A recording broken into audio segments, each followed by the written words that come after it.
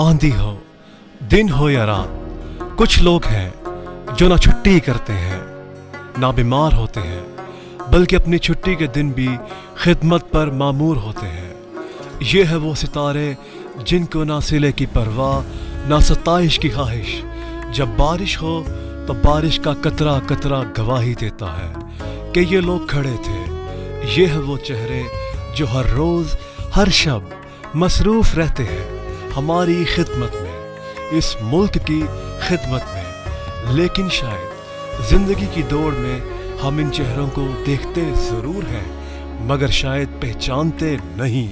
ज़िंदगी का बोझ उठाए, परचम का सब्ज़ अपनी रगों में लिए, इस मुल्क की मोहब्बत सीने में छुपाए, हर हीरो को हमारा सलाम। इस जश्न आज़ादी पर ABN न्यूज़ और साफ ग्रुप सलाम पेश करता है हर उस हीरो को जो हर किस्म के हालात की परवाह किए बगैर इस माशरे की तरक्की में अपना हिस्सा डाल रहे हैं। जश्न आज़ादी मुबारक।